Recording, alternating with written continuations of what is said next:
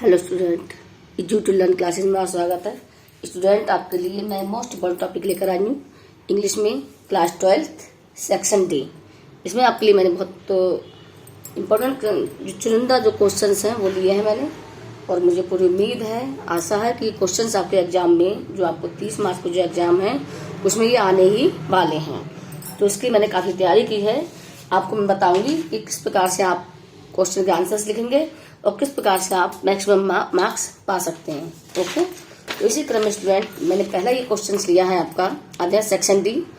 ये आपके 4 नंबर के 2 आएंगे शॉर्ट क्वेश्चन आएंगे, इसमें 30 वर्ड्स के क्वेश्चन आंसर होंगे स्टूडेंट। ओके, देख लीजिए इसको। Answer any 2 of the following question in about 30 words each. जो प्रत्येक क्वेश्चन को 30 शब्दों का होगा और ये 4 नंबर के आपके जो होंगे इनके आंसर होंगे। आप अगर इसको ठीक से लिखते हैं स्टूडेंट तो आप इसके में 4 नंबर पूरे पा सकते हैं। आपको बहुत ज़्यादा लिखने की जरूरत नहीं है, 30 वर्ड्स के आसपास ही आपको उसमें जो है रखने हैं। ओके, ऐसा नहीं कि आपने 2 पेज भर दिए तो उससे आपको पूरे नंबर मिल रहे हैं, ये बिल्कुल गलत है।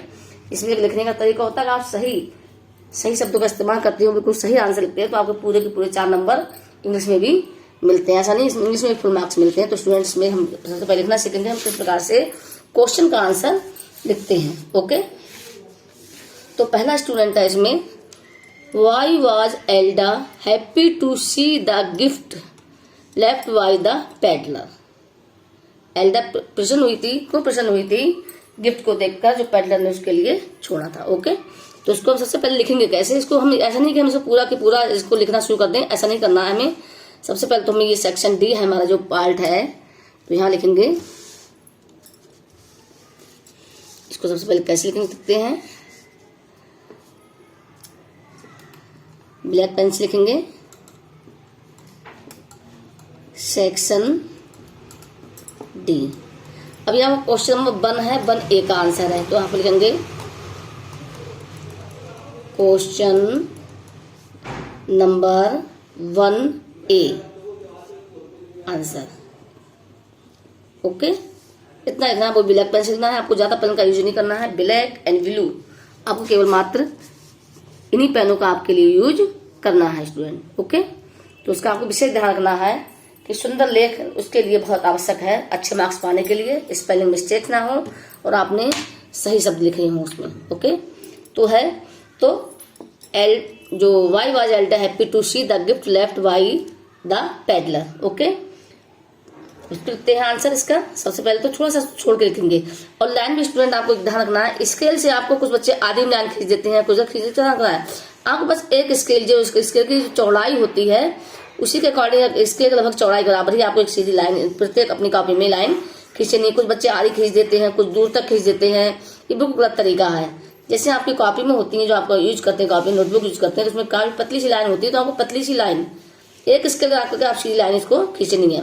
उसके बाद जब क्वेश्चन की आप शुरुआत करेंगे स्टूडेंट, थोड़ा सा छोड़ के लिखते हैं, थोड़ा सा छोड़ के लिखेंगे। ओके, तो हर फादर वाज श्योर, इसको लिखते हैं हर फादर वाज श्योर, पिता पूर्ण से श्योर थे, that the peddler was a cheat. ये जो पेडलर है वो कैसा है? चीट है, धोखेबाज है। Okay,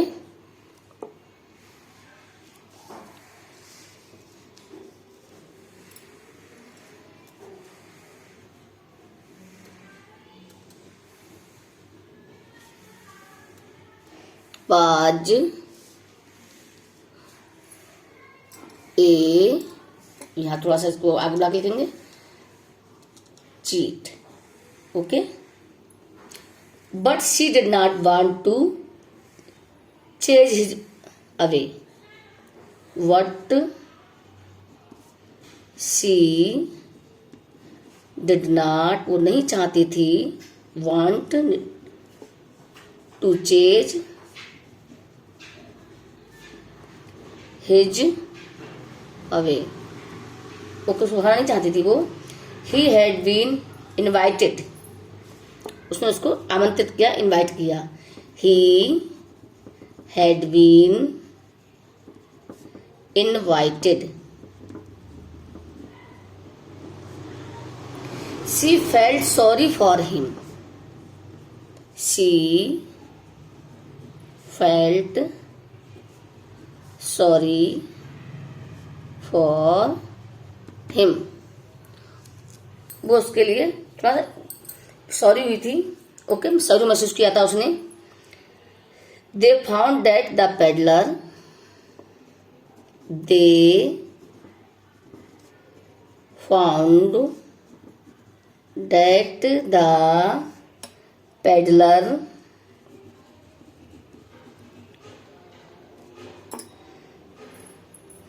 had left a gift for him,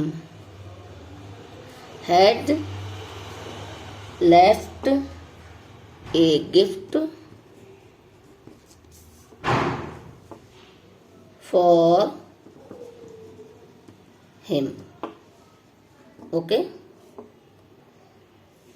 Elda opened the package, जो पेडलर ने उसके लिए वहां पे गिफ्ट उसको छोड़ दिया था, लेफ्ट कर दिया था, okay. Elda open the packet, packet था जो उसका गिफ्ट लाया था उसमें, तो एल्डा ओपन्ड द पैकेट, जो पैकेज लाया था वो जो गिफ्ट का, उसने उसको खोल दिया। बहन शी सा द कंटेंट्स, बहन सी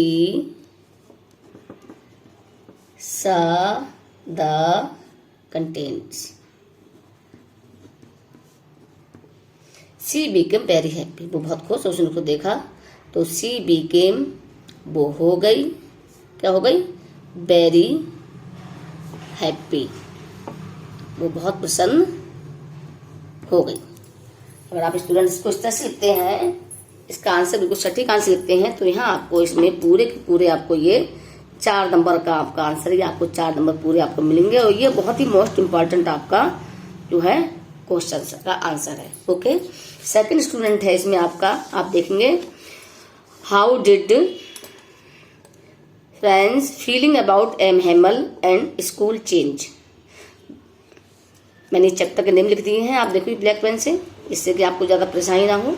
तो how did friends feeling about M Hamel and school change, ये आपका लास्ट लेसन आपके चैप्टर से लिया गया है। तो स्टूडेंट इसको भी लिखते हैं, देखते हैं इसको कैसे लिखेंगे। Question number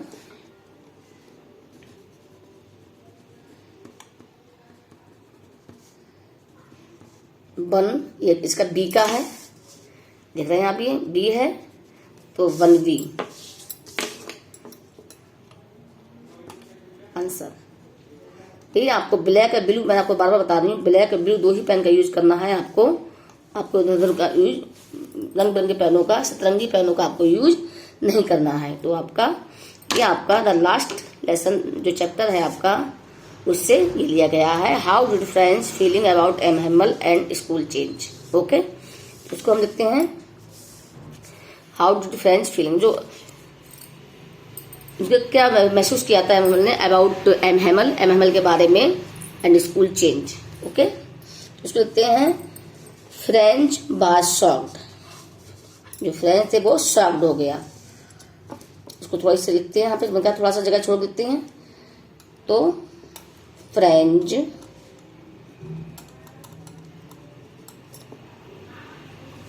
was shocked, shocked हो गया। बहन ही हर्ड, जब उसने सुना, क्या सुना, दैट कि एम हेमल, दो थोड़ा सा यहाँ से उठा थोड़ा सा लिखेंगे, नहीं शुरुआत करते हैं, थोड़ा सा पेज छोड़ दे लिखते हैं, पूरे लाइन से हम लिखना शुरू कर देते हैं, यहाँ से कि हमने हाशिया बनाया है। M Hamel was leaving the school forever, हमेशा के लिए स्कूल छोड़ रहे हैं। M Hamel was leaving,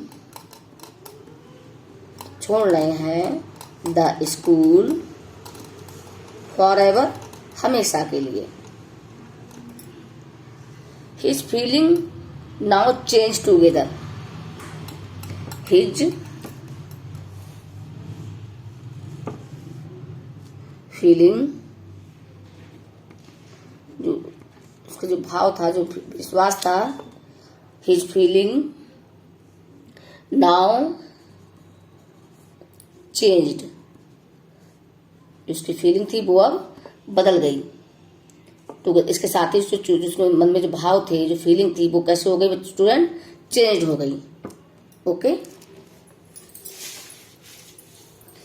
he crossed himself for not learning his lesson, he crossed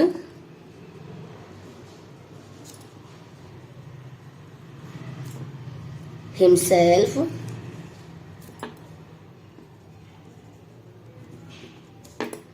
for not learning his lesson, for not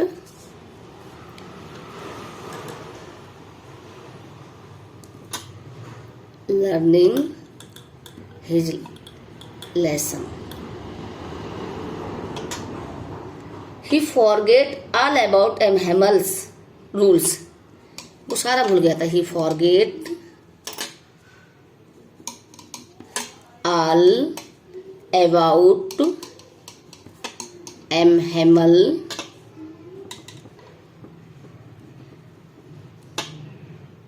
rules and his cranky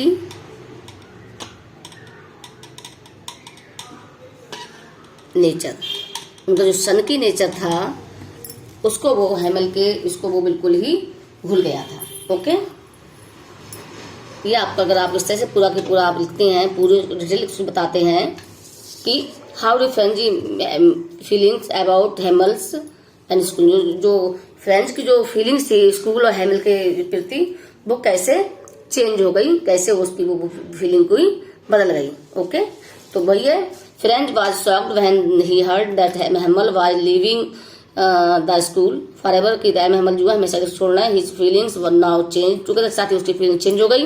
he cursed himself for not learning his lesson, अपने आप को आवश्यकता समझा, उनको किया उसने कि और लर्निंग हिज लेसन और फॉर नॉट लर्निंग हिज, उसके बारे में उसने नहीं सोचा, लर्निंग नहीं ली, उसने सीखा नहीं। He forget all about Hamel rules and his nature, और उसने उनके हैमल के रूल्स और उसका जो सन की नेचर था उसको वो भूल गया।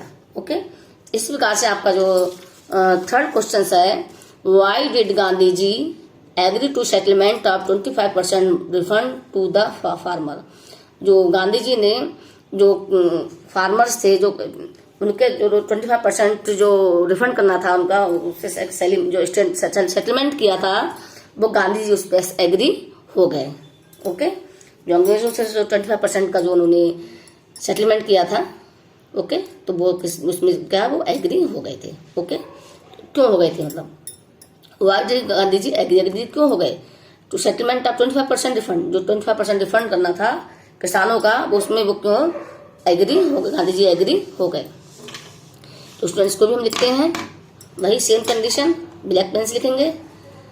क्वेश्चन नंबर 1C, ये सी है। वैसे तो आपको 2 आएंगे, लेकिन मैं यहाँ पे 3 लिख के दिखा रही हूँ, तो इनमें से कोई ना कोई आपके 2 आ ही जाएंगे। तो सी आंसर। तो आपको कितने लिखने हैं स्टूडेंट, केवल आपके जो एग्जाम में स्टूडेंट मात्र ये आपके 2 ही आएंगे, ये ध्यान कर लीजिए। मैं यहाँ 3 लिख रही हूँ, ऐसा नहीं कि 3 आएंगे, आपके 2 आएंगे 4-4 नंबर के, ये आपको पहले ही बताया चल चुका है। ये देखिए क्वेश्चन में आपको एनी 2 4-4 नंबर के, लेकिन मैं आपको जो इम्पोर्टेंट लग रहा है इसलिए मैं आपको यहाँ पे 3 क्वेश्चन के आंसर लिख रही हूँ स्टूडेंट। ओके, तो इसमें से आपके एग्जाम में आने ही वाले हैं। तो द ब्रिटिश लैंडलॉर्ड, जो ब्रिटिश के लैंडलॉर्ड थे, भूस्वामी थे, the British landlord agreed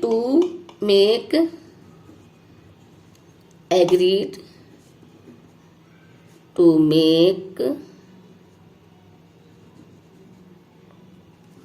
refunds, माने वापस करने में ध्यान रखना है, जो रिसर्च करना है तरीका वही रिफंड करने थे टू द पीसेंट, किसानों का, to the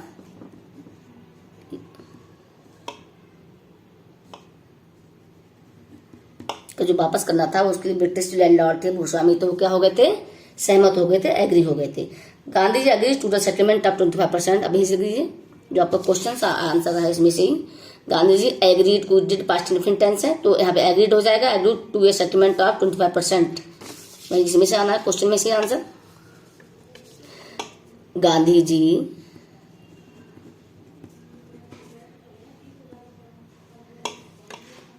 agreed to the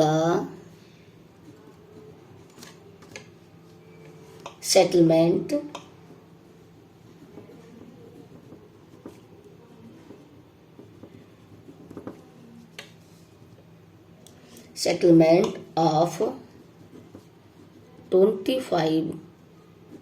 25% refund to the farmer,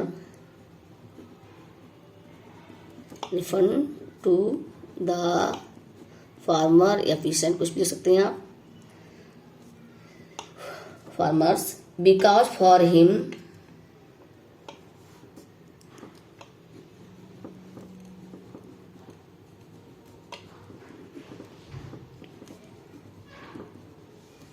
the amount of money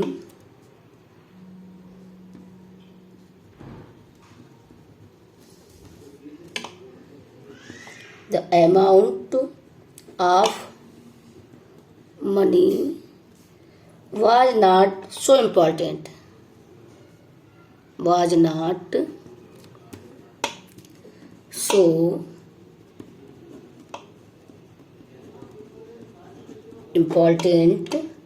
as the token victory of the peasant,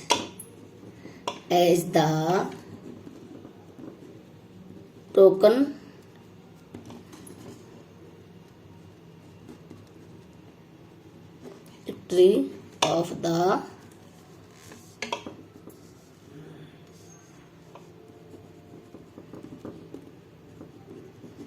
जो किसानों की जो जीत थी, जो टोकन विक्ट्री थी, मेन जो था because for the amount of money was not important, तो जो अमाउंट था, जो 25% जो अमाउंट रखा था, was not important, so important, वो इतना महत्वपूर्ण नहीं था as the token victory of the peasant, जो कि किसानों की जो टोकन विक्ट्री मिल रही थी वो ज्यादा उनके लिए महत्वपूर्ण थी। ओके, इस तरह से आप इसमें से मैंने 3 क्वेश्चंस लिखे हैं, आप चाहे तो स्क्रीनशॉट ले सकते हैं, जो आपको ये मोस्ट इंपोर्टेंट क्वेश्चंस का आंसर है। आपको इसमें से केवल स्टूडेंट 2 ही लिखने हैं, मैंने आपके लिए यहाँ पे 3 लिखे हैं, और आपको कितने लिखने हैं स्टूडेंट, मात्र 2, और इसमें से आपको देखिएगा आपको इसमें 2 आने वाले हैं। ये आपका मोस्ट इम्पोर्टेंट जो आपके ये क्वेश्चंस के आंसर मैंने यहाँ पर लिखे हैं, इसको आप देख लीजिए। और राइटिंग का विशेष ध्यान रखिए स्टूडेंट, जो आपके लिए पेपर में आपको फुल मार्क्स देने में आपका सहयोग करेगी।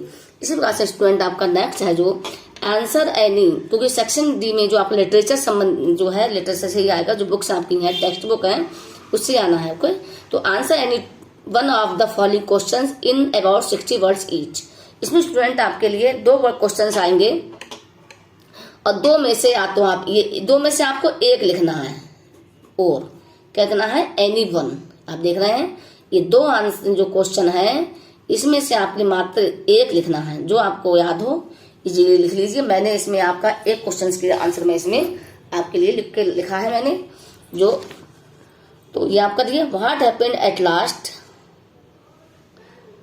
How did M Hamel last the class, अंत में क्या हुआ, और एम हैमर ने क्लास में अंत में कैसे क्या किया। ओके, दूसरा, what incident did Douglas face at the pool, what was the effect on his life, तो क्या घटना हुई थी और जो डगलस ने उसके जीवन में क्या प्रभाव उसके जीवन पर पड़ा, इफेक्ट पड़ा। तो इन 2 में से आपके लिए स्टूडेंट 1 लिखना है। मैंने आपके लिए पहले वाले इसका आंसर मैं आपके लिए लिख के दिखाऊंगी, लिख के लाई हूं मैं। ओके, क्योंकि वीडियो बहुत बड़ा बन जाता है, इसलिए मैंने इसके आंसर को पहले ही लिख लिया था। तो ये आपको पहला है, आप चाहे 2 में से कोई भी है, इन 2 में से आपको जो मैंने सेलेक्ट किए मोस्ट इंपॉर्टेंट है दोनों, आप इनमें 2 में से कोई से कर सकते हैं। मैं इसमें से आपके पहले वाले का आंसर कर रही हूँ, यदि आप इसको करते हैं तो ये आपके लिए पेपर में आएगा, और ये आपको 7 नंबर पूरे देगा अगर आप सीख सकते हो। ये अभी आपका मोस्ट इंपॉर्टेंट जो आपका ये टॉपिक है। ओके, तो भाई ये 2A है, तो आप लिखेंगे क्वेश्चन नंबर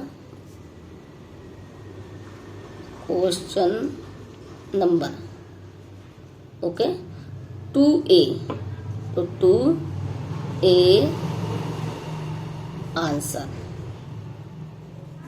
ओके ये क्वेश्चन नंबर 2 का आपका आंसर है। तो एट लास्ट अंत में चर्च में क्लॉक स्ट्रक 12, जो क्लॉक जो घड़ी थी उसने 12 बजाए।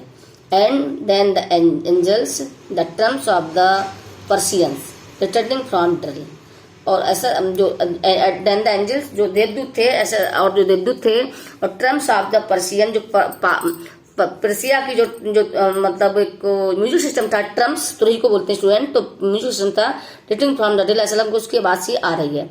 साउंडेड अंडर देयर विंडोज के अंदर से उसकी साउंड आ रही है।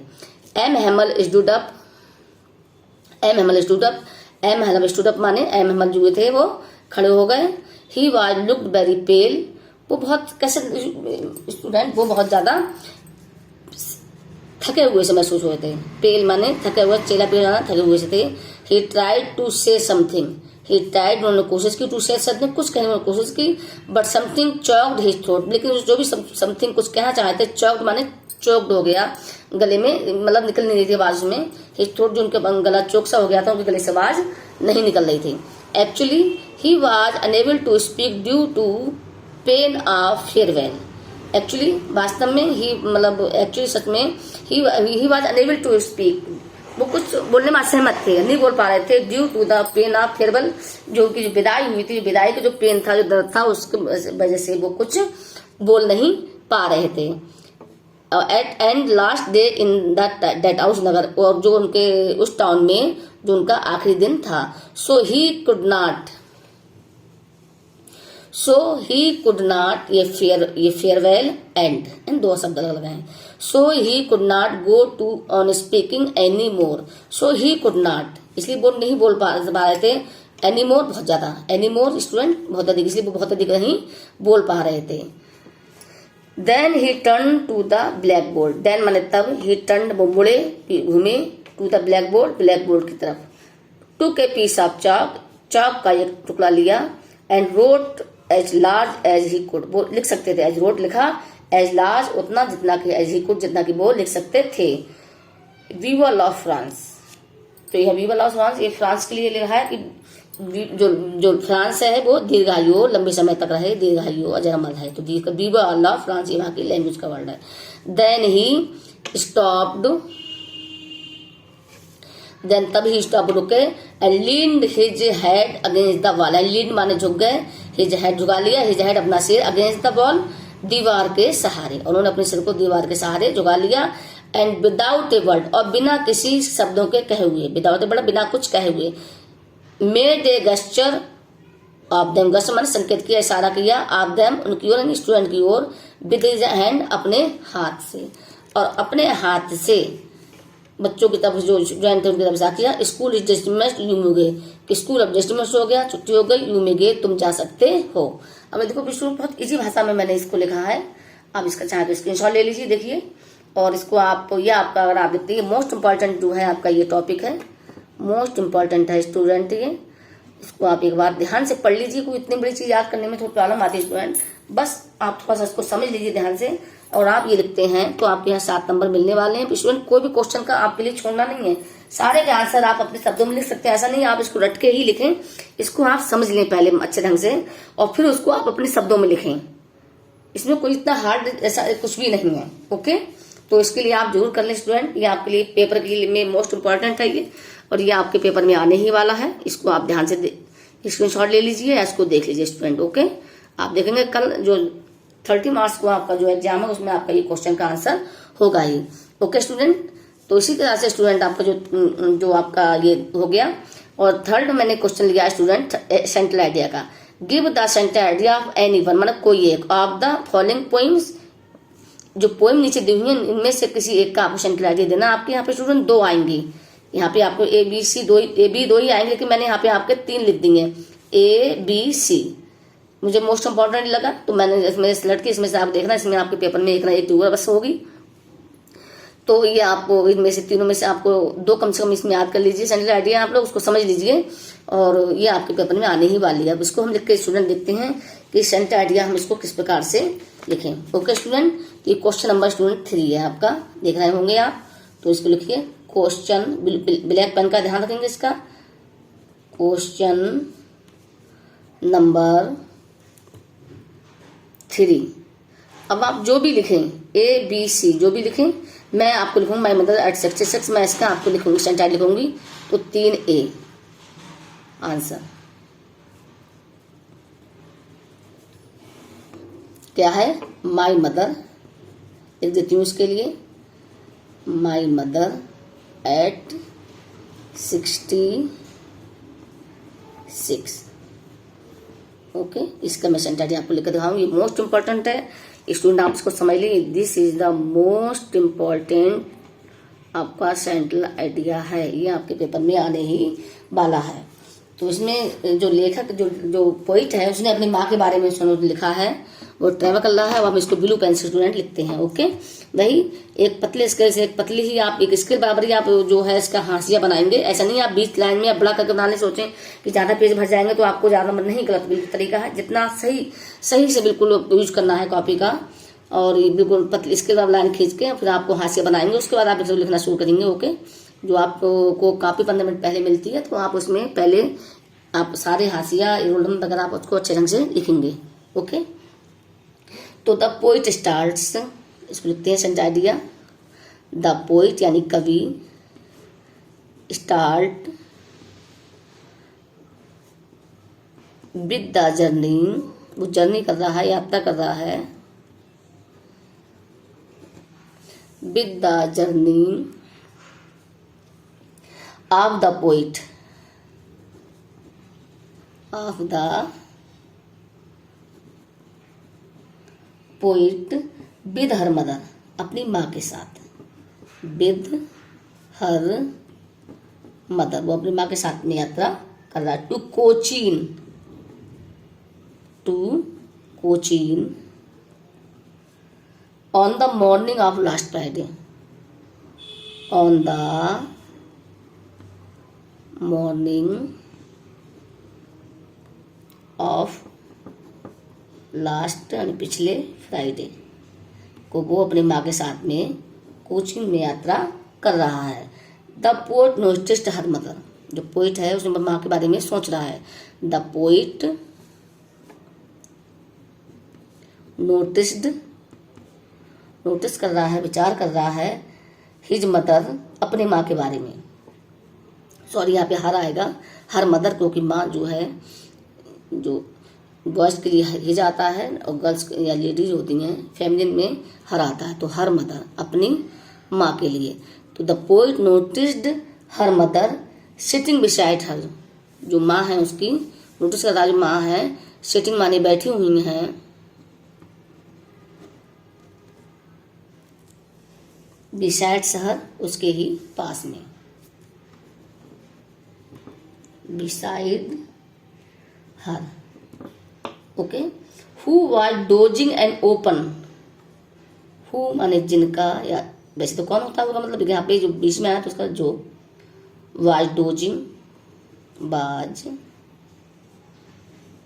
थकी हुई सी हैं, एंड ओपन माउथ, और उनका जो डोजिंग एंड ओपनड माउथ, उनका माउथ कैसा है, वो ओपन है, जैसे वो ऊँग रही है। डोजिंग का मतलब है सुस्ती, यानी ऊँग रही है। हु बाज डोजिंग, जो ऊँग रही है या सुस्ता, मतलब कहते हैं आंखें बंद कर लेते हैं, सुस्ता ऊँग रही है। And open mouth, third mouth, जो उनका माउथ है वो कैसा है, ओपनड है, खुला हुआ है, जो उनका मुंह खुला हुआ है। एंड हर फेस, और उनका जो चेहरा है, वाज कलरलेस, मतलब फीका सा है। लाइक एसन, किस तरह, राख की तरह। लाइक एसन, राख की तरह उनका जो चेहरा है वो कैसा स्टूडेंट, फीका है। एंड कॉर्पेस, और कैसा, कॉर्पेस यानी कॉर्प्स माने मुर्दे की तरह। जो चेहरा उनका वो थका हुआ मुर्दे की तरह, कलरलेस है, फीका है। At that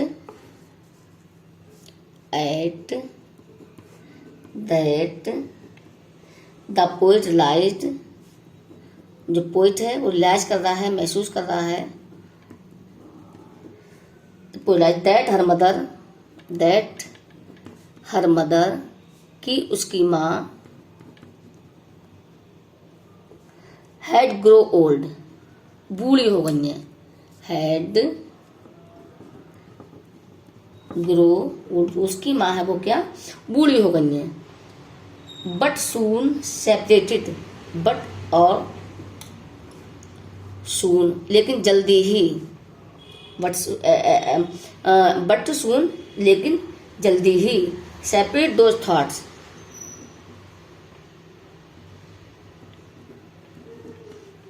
separated those thought, जो विचार रहे थे उनको सेपरेट कर दिया, उनको अपने आप से उनको सेपरेट कर दिया, उनको अपने आप से अलग कर दिया, मतलब विचारों वहां से उन्होंने अपने दिमाग को हटा लिया। एंड आउटसाइड देयर सीम्ड, और उसने जो बाहर देखा और थॉट से उनको सेपरेट किया। एंड आउटसाइड की ओर उन्होंने देखा, क्या देखा, देयर सीम्ड, उसने देखा, सीम्ड दिखाई दे रहे थे, क्या दिखाई दे रहे थे, young green trees, young green trees, हरे भरे पेड़ जो थे, यंग जवान यानी स्वस्थ हरे भरे जवान पेड़ जो उसको बाहर दिखाई दे रहे थे। एंजॉयिंग चिल्ड्रन, चिल्ड्रन क्या कहते हैं स्टूडेंट, वो एंजॉय कर रहे थे, बच्चे खेल रहे थे, एंजॉय कर रहे थे। देन रीच्ड एयरपोर्ट, इतनी देर में क्या, देन मैंने तब, रीच्ड में पहुंच गए, एयरपोर्ट हवाई अड्डे, तब तक वो ये सोच ही रहा था, तब तक वो हवाई अड्डे पहुंच गए। And standing for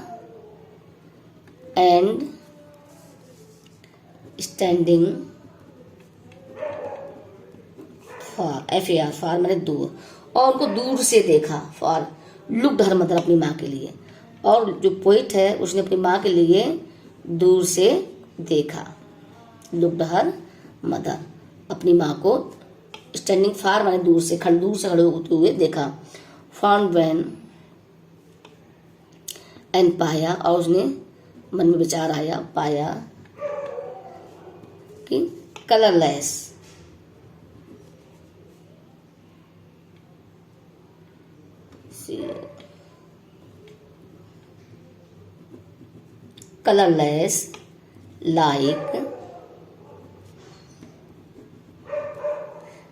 like winter's moon. आप देखते हैं जाड़े में जो मून निकलता है स्टूडेंट, कैसा था, पीला पीला सा, बिल्कुल भद्दी सी, जो बिल्कुल, क्योंकि कोहरे की वजह से उसमें मून जो सही से दिखाई नहीं पड़ता, तो उन्होंने देखा कि उसका जो पाया उसने कि जो चेहरा था, माँ का जो चेहरा था वो लाइक विंटर्स मून, विंटर से मून की तरह वो था। And old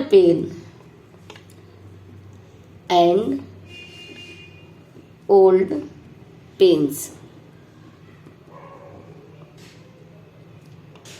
and childhood fear, जो सोच रहा था, एंड तभी उसको चाइल्डहुड यानी बचपन का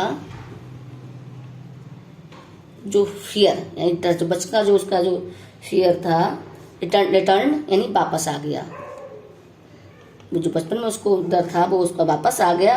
बट द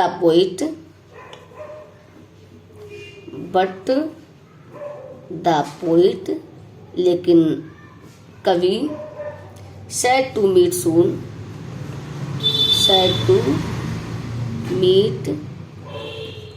उसने सून जल्दी ही मिलने को कहा, किससे कहा, अपनी माँ से। But the poet said to meet him soon, उसने माँ से अपनी जल्दी ही मिलने को कहा। And while,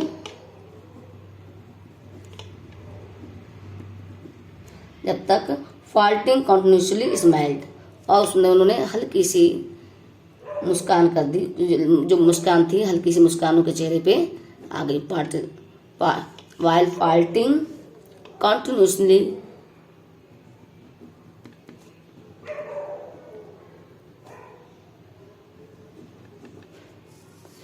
smiled.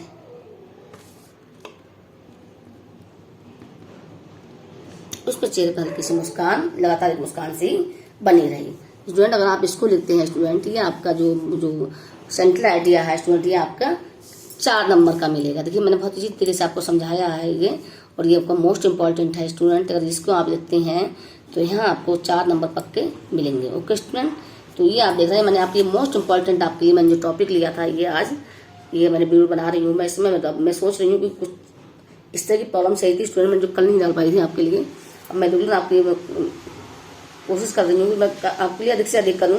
और उसके सॉरी अगर बीच में रह जाती तो उसके लिए सॉरी आपसे मांगती, प्रयास करूंगी मैं कि आपके लिए कल तक पूरा जो आपका एग्जाम में आने वाला है तो वो आपके सारा मैं आपके उसमें डाल दूँ, सारा मैं वीडियो बना के डालूँ आपको, जो आप उसको आजादी इजीली कर लें, बिल्कुल मतलब टेंशन ना हो आप कि मैं मतलब किस तरह से करना है, कैसे करेंगे। तो जो मेरे स्टूडेंट कुछ अपने आप सोचते हैं कि इंग्लिश बहुत कठिन है, हम नहीं कर पा रहे हैं, तो उसको आप जो इंग्लिश को आप हिंदी की तरह करिए काम, उसको जैसे हिंदी जैसे ही उसको लिखिएगा तो आपको कोई हार्ड नहीं लगेंगे।